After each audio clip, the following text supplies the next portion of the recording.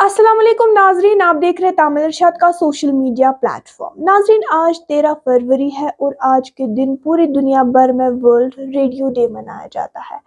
World radio day इसलिए मनाते हैं ताकि मीडिया में और पूरे लोगों में हमें रेडियो की सिग्निफिकेंस और इसकी इम्पोर्टेंस का पता चले कि रेडियो ने एक कम्युनिटी में और पूरी दुनिया में क्या क्या काम किया है।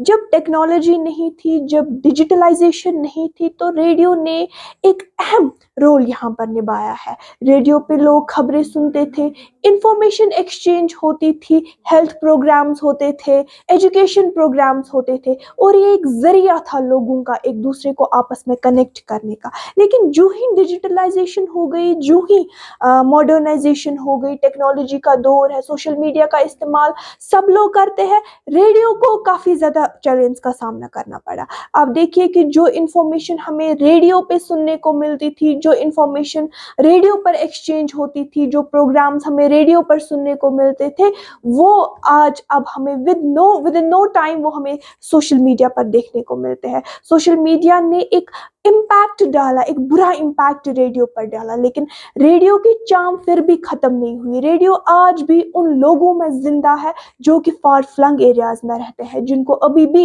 इंटरनेट का एक्सेस नहीं है। वो लोग रेडियो का खूब इस्तेमाल करते हैं और अभी भी वो रेडियो सुनते हैं। अब अगर हम रेडियो की हिस्ट्री पे नजर डालेंगे कि रेडियो कहाँ से आया, तो नाज़रीन आपको बता दें कि 19th सेंचुरी में पहला रेडियो ट्रांसमिशन जो है 1985 में यहाँ पर बना। उसके बाद यहाँ पर काफ़ी सारे रेडियो स्टेशंस ओपन हुए।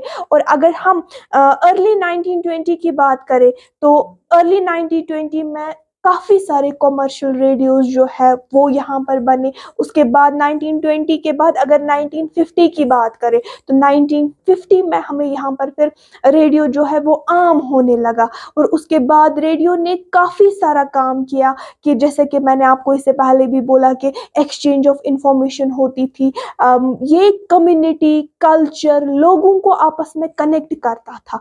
और आज आप देखिए कि आज इसकी जो चार्म है वो थोड़ी सी हमें आज कम देखने को मिल रही है, क्योंकि सोशल मीडिया का दौर है, डिजिटलाइजेशन का दौर है। मुझे लगता है कि जो हमारी जनरेशन है, जो अब आज की जनरेशन है, शायद उनको पता ही नहीं होगा कि रेडियो बोलते किसको है, और शायद उन्होंने कभी रेडियो का नाम भी नहीं सुना होगा।